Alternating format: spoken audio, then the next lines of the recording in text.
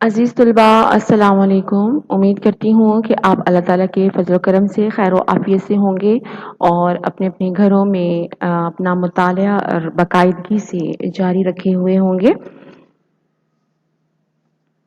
عزیز طلباء، آج ہم جماعت 12ویں میں پڑھائے جانے والے اردو لازمی میں ہمارے آنے والا افسانہ پڑھنے جا رہے ہیں۔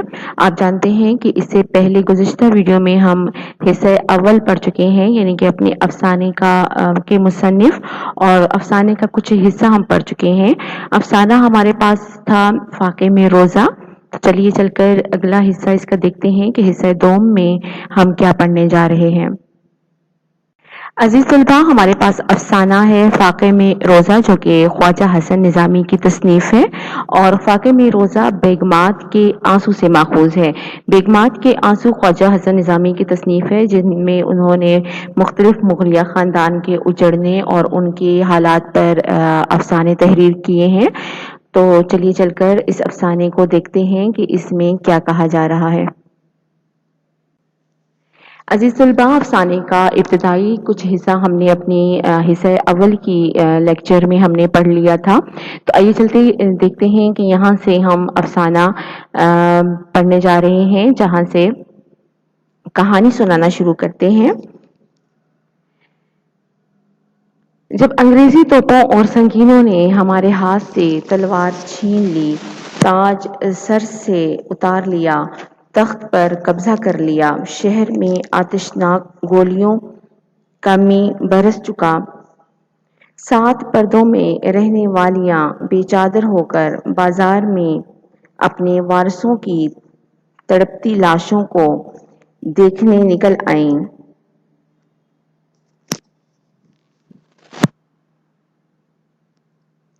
چھوٹے بن باپ کے بچے ابا ابا پکارتے ہوئے بے یارو مددگار پھرنے لگے۔ حضور ذل سبحانی، جن پر ہم سب کا سہارا تھا، قلعہ چھوڑ کر باہر نکل گئے۔ اس وقت میں نے بھی اپنی بوڑھی والدہ، کمسن بہن اور بیوی کو ساتھ لے کر اور اجڑے قافلے کا سالار بن کر گھر سے کوچ کیا۔ آپ کو یاد ہوگا کہ ہم نے حصہ اول میں پڑھا تھا کہ کس طرح مغلیہ خاندان کو دربدر کیا گیا۔ 1857، جسے انگریز اور ہندو غدر کا نام دیتے ہیں، اس کی جنگ 1857 کی جنگ کو، جس میں مسلمانوں پر یہ الزام لگایا گیا کہ وہ بغاوت پر اتر آئے ہیں، اور اس طرح مسلمانوں کے خلاف ایک سوچی سمجھی سازش کے تحت ان کو دربدر کیا گیا، جلا وطن کیا گیا، ان کی جائیدادیں ضبط کر لی گئیں، ان کو سرے عام پھانسیاں دی گئیں اور تمام امراء اور نواب کی جائیدادوں کو ضبط کر لیا گیا۔ اسی طرح یہاں پر ہم دیکھتے ہیں کہ لال قلعہ کے اندر کے حالات کیا ہیں اور وہاں پر کیسے حالات چل رہے تھے۔ وہاں پر بھی بہادر شاہ ظفر، جو مغلیہ خاندان کے آخری چشم چراغ تھے، وہ بھی وہاں سے قلعے سے ان کو بھی جلا وطن کیا جا چکا تھا۔ ذل سبحانی یہاں پر مراد بہادر شاہ ظفر سے ہی ہے۔ ذل سبحانی کا مراد ہے جس پر اللہ تعالیٰ کا سایہ ہو۔ تو یہاں پر ہم دیکھتے ہیں کہ مرزا شہزور جو ہیں وہ اپنی کہانی سنا رہے ہیں مصنف کو، اور مرزا شہزور کس طرح اس قلعے سے نکلتے ہیں اپنی اجڑی ہوئی فیملی کو لے کر، اپنے اہل خانہ کو لے کر، اور پھر راستے میں کن صعوبتوں سے اور کن مصائب سے وہ گزرتے ہیں، اس کا حال وہ بیان کر رہے ہیں۔ ہم لوگ 2 رتھوں میں سوار تھے، سیدھے غازی آباد کا رخ کیا، مگر بعد میں معلوم ہوا کہ وہ راستہ انگریزی لشکر کی جولان گاہ بنا ہوا ہے، اس لیے شاہدرہ سے واپس ہو کر قطب صاحب چلے اور وہاں پہنچ کر رات کو آرام کیا۔ اس کے بعد صبح آگے روانہ ہوئے۔ جولان گاہ، جہاں پہ گھوڑے دوڑائے جاتے ہیں، گھوڑے چلنے کے میدان کو کہا جاتا ہے، وہ اپنے قلعے سے نکل چکے ہیں، کیونکہ قلعے پر انگریزوں کا قبضہ ہو چکا ہے۔ آپ کو پتا ہے کہ لال قلعہ ایک وہاں کا دہلی کا ایک تجارتی مرکز تھا، ہزاروں لوگ اس کے اندر آباد تھے۔ تو قبضہ کے بعد اور غدر کی جو فساد کے بعد مغلیہ خاندان جو انتہائی عروج اور اپنے اچھے دن دیکھ چکا تھا، ان کو دربدر ہونا پڑا۔ اور وہاں سے کوچ کرنا پڑا۔ چھترپور کے قریب گوجروں نے حملہ کیا اور سب سامان لوٹ لیا، مگر اتنی مہربانی کی کہ ہم کو زندہ چھوڑ دیا۔ وہ لکو دک جنگل، 3 عورتوں کا ساتھ، اور عورتیں بھی کیسی، ایک بڑھاپے سے تو 4، 2 قدم چلنا دشوار، دوسری بیمار، تیسری 10 برس کی معصوم لڑکی۔ زاروں قطار عورتیں روتی تھیں اور بیان کر کر کے روتی تھیں، یعنی کہ جب وہ قلعے سے اجڑی ہیں، نہایتی آسائش اور آرام و سہولت والی زندگی کو چھوڑ کر جب سفر کی صعوبتیں برداشت کر رہی ہیں، انتہائی لکو دک جنگل میں، لکو دک یعنی کہ انتہائی ویران جنگل میں، اور عورتیں بھی ایسی کہ ایک بوڑھی یعنی کہ ایک والدہ، ایک ان کی جو بیوی تھی، اور ایک جو ہے ان کی معصوم لڑکی جو ان کی بہن تھی۔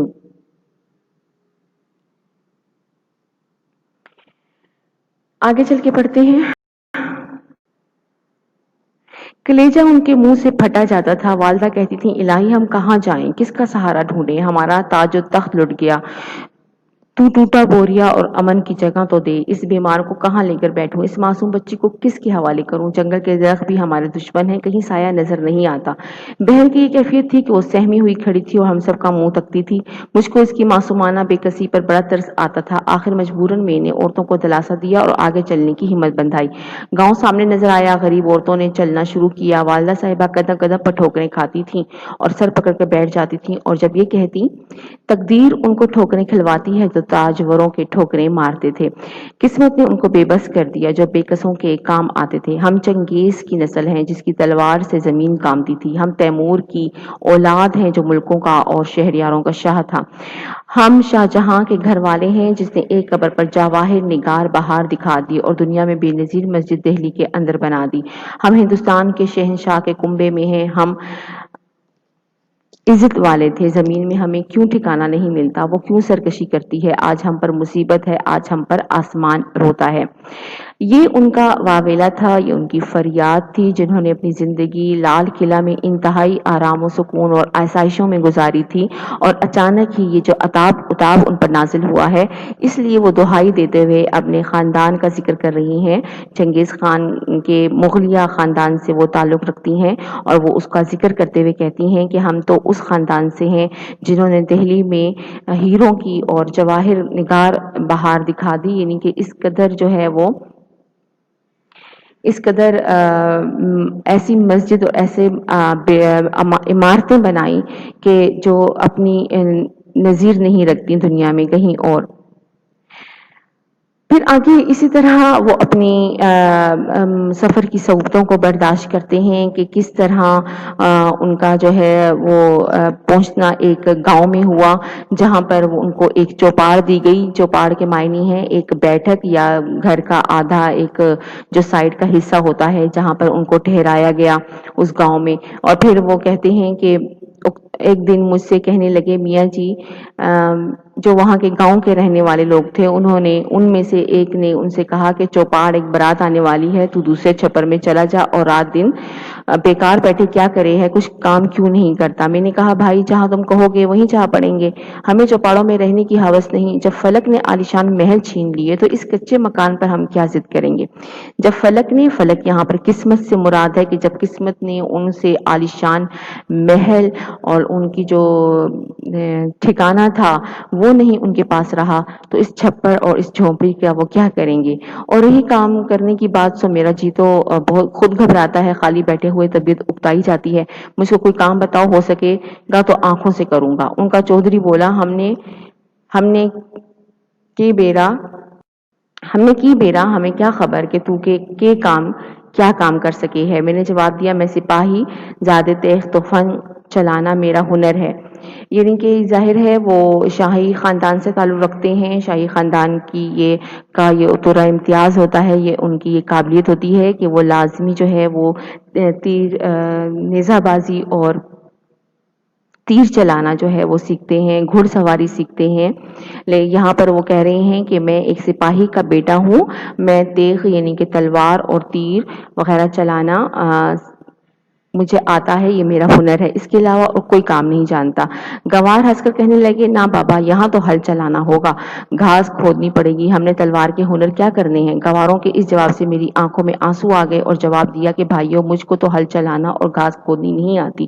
مجھ کو روتا دیکھ کر گنواروں کو رحم آ گیا اور بولے، اچھا تو ہمارے کھیت کی رکھوالی کیا کر اور تیری عورتیں ہمارے گاؤں کے کپڑے سی دیا کریں۔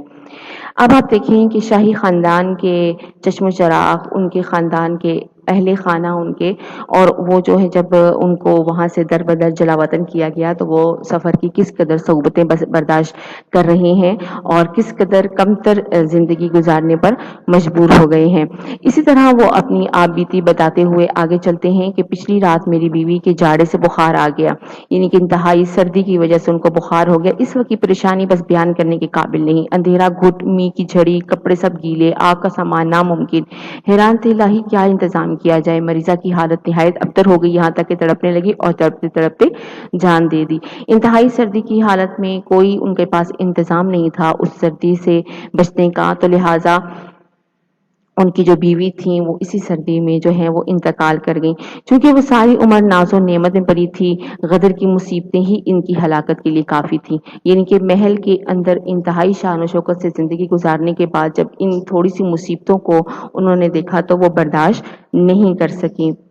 پھر آگے چل کر اسی طرح کہتے ہیں کہ 4-5 دن تو آرام سے گزر گئے، مگر جب آٹا ختم ہو چکا تو بڑی مشکل درپیش ہوئی۔ سوال کرتے ہوئے شرم آتی تھی اور پاس ایک کوڑی نہ تھی۔ شام کو پانی سے روزہ کھولا، بھوک کے مارے کلیجہ منہ کو آتا تھا۔ والدہ صاحبہ کی عادت تھی کہ اس قسم کی تکلیف کے وقت بیان کر کے رویا کرتی تھی، مگر آج بڑے اطمینان سے خاموش تھی۔ ان کی خاموشی اطمینان سے میرے دل کو بھی سہارا ہوا اور چھوٹی بہن کو، جس کے چہرے پر بھوک کے مارے ہوائیاں اڑ رہی تھیں، دلاسا دینے لگا۔ وہ معصوم بھی میرے سمجھانے سے نڈھال اور ہو کر چرپائی پر جا پڑی اور تھوڑی دیر میں سو گئی۔ بھوک میں نیند کہاں آتی ہے، بس ایک غوطہ سا تھا، ایک غنودگی سی اس کو آئی، کیونکہ رمضان کا مہینہ چل پڑا تھا، رمضان کا مہینہ آ گیا تھا اور بغیر سحری کیے، بغیر افطاری کیے وہ روزے رکھتے جا رہے تھے۔ وہ لوگ جو کسی زمانے میں جن کے گھر سے خوان جایا کرتے تھے مساجد میں، جن کے لال قلعے میں ہزاروں لوگ آیا کرتے تھے افطاری کرنے، سحری کرنے، جو خود لوگوں کو کھلایا کرتے تھے، آج وہ اس حالت میں ہیں کہ وہ خود بھوک کے مارے جو ہے وہ روزے کی حالت میں، نہ افطاری کا ان کے پاس کچھ سامان میسر ہے اور نہ ہی سحری کا۔ اس غوطہ اور ناتوانی کی حالت میں سحری کا وقت آ گیا۔ والدہ صاحبہ اٹھیں اور تہجد کی نماز کے بعد جن دردناک الفاظ میں انہوں نے دعا مانگی ان کی نقل کرنا محال ہے۔ حاصل مطلب یہ ہے کہ انہوں نے بارگاہ الہی میں عرض کیا کہ ہم نے ایسا کیا قصور کیا ہے جس کی سزا یہ مل رہی ہے؟ رمضان کے مہینے میں ہمارے گھر سے سینکڑوں محتاجوں کو کھانا ملتا تھا اور آج ہم خود دانے دانے کو محتاج ہیں اور روزے پر روزہ رکھتے ہیں۔ خدا بندہ، اگر ہم سے قصور ہوا ہے تو اس معصوم بچی نے کیا خطا کی ہے جس کے منہ میں کل سے ایک کھیل اڑ کر نہیں گئی؟ کھیل ایک بھنے ہوئے اناج کے چھوٹے دانے کو کہتے ہیں، تو یہ ان سے یہ مراد ہے کہ جس خاندان کی وجہ سے سینکڑوں لوگ کھانا کھایا کرتے تھے، آج ان کی یہ حالت ہے کہ اناج کا ایک دانہ بھی میسر نہیں آتا جس سے وہ اپنے روزہ جو ہے وہ کشائی کر سکیں۔ دوسرا دن بھی یوں ہی گزر گیا اور فاقے میں روزے پر روزہ رکھا۔ شام کے قریب چودھری کا آدمی دودھ اور میٹھے چاول لایا اور بولا، آج ہمارے نیاز تھی، یہ اس کا کھانا ہے اور 5 روپیہ زکوٰۃ کی ہیں۔ ہر سال بکریوں کی زکوٰۃ دیا کرتے ہیں مگر اب کے نقد دے دیا ہے۔ یہ کھانا اور روپے مجھ کو ایسی نعمت معلوم ہوئی گویا بادشاہت مل گئی۔ خوشی خوشی والدہ کے آگے سارا قصہ کہتا جاتا تھا اور خدا کا شکرانہ بھیجتا جاتا تھا، مگر یہ خبر نہ تھی کہ گردش فلاقت نے مرد کے خیال پر تو اثر ڈال دیا، لیکن عورت ذات جوں کی توں اپنی قدیمی غیرت داری پر قائم ہے۔ یعنی کہ وہ اپنے گزشتہ رہائش اور گزشتہ جو بھی ماضی میں جو ان کی آسائشیں ان کو میسر تھیں وہ بھول چکے تھے اور اپنے حال میں ہی خوش تھے کہ ان کو جو میسر آیا تھوڑا بہت اسی سے وہ خوش ہو گئے۔ گردش فلاقت آسمان کا چلنا، یعنی کہ قسمت کا جو ہیر پھیر ہے، ٹھیک ہے، اور لیکن عورت ذات جوں کی توں اپنی قدیمی غیرت داری پر قائم ہے، یعنی کہ وہ اپنی ماں کا ذکر کرتے ہیں کہ وہ ویسے ہی اپنی جو ہے وہ پرانی غیرت داری جو ان کی انا تھی، جو قلعے کے وہ پاسی رہ چکے تھے تو وہ ان پر وہ قائم تھی۔ چنانچہ میں نے دیکھا کہ والدہ کا رنگ متغیر ہو گیا، یعنی کہ تبدیل ہو گیا، باوجود فاقے کی ناتوانی کے انہوں نے تیور بدل کر کہا، تف ہے تیری غیرت پر، یعنی کہ انہوں نے جب زکوٰۃ کے پیسے اور یہ نیاز کی جو بھی ان کو میسر آئے تھے چاول، انہوں نے جب دیکھے تو انہوں نے انتہائی اپنے تیور بدل کر اپنا تو تف ہے تیری غیرت پر، یعنی کہ لعنت ہے تیری غیرت پر، خیرات اور زکوٰۃ لے کر آیا ہے اور خوش ہوتا ہے، ارے سے مر جانا بہتر تھا، اگرچہ ہم مٹ گئے مگر ہماری حرارت نہیں مٹی، میدان میں نکل کر مر جانا یا مار ڈالنا اور تلوار کے زور سے روٹی لینا ہمارا کام ہے، صدقہ خوری ہمارا شیوا نہیں۔ مغلیہ خاندان کے رہنے والے سے تعلق رکھنے والے، شاہی خاندان سے تعلق رکھنے والے، جب آپ خود سوچ سکتے ہیں کہ جب اس قسم کے حالات ہوں تو ان کی انا کو کس قدر ٹھیس پہنچتی ہے۔ والدہ کی ان باتوں سے مجھے پسینہ آ گیا اور شرم کے مارے ہاتھ پاؤں ٹھنڈے ہو گئے، چاہا کہ اٹھ کر یہ چیزیں واپس کراؤں مگر والدہ نے روکا، کہا خدا ہی کو یہ منظور ہے تو ہم کیا کریں، سب کچھ سہنا ہوگا، یہ کہہ کر کھانا رکھ لیا اور روزہ کھولنے کے بعد ہم سب نے مل کر کھا لیا، 5 روپے کا آٹا منگوا لیا جس سے رمضان خیر و خوبی سے بسر ہو گیا۔ اس کے بعد 6 مہینے گاؤں میں اور رہے، پھر دہلی چلے آئے، یہاں آ کر والدہ کا انتقال ہو گیا اور بہن کی شادی کر دی۔ انگریزی سرکار نے میری بھی 5 روپے ماہوار پینشن مقرر کر دی ہے جس پر آج کل زندگی کا انحصار ہے۔ اقتباس تھا بیگمات کے آنسو سے۔ عزیز طلباء، آپ نے دیکھا کہ کس طرح مغلیہ خاندان میں رہنے والے لال قلعہ میں رہنے والے جہاں کے اندر کے محل، اندر کا موتی محل اور اندر کی شان و شوکت دیکھنے کے لائق تھی، وہاں کے لوگ آسائشوں سے پر اور آسائشوں کے عادی تھے اور کس طرح قسمت کے ہیر پھیر نے، غدر کی تباہ کاریوں نے ان کے خاندان اجاڑ دیے اور ان کو کن حالات میں لا کر چھوڑ دیا۔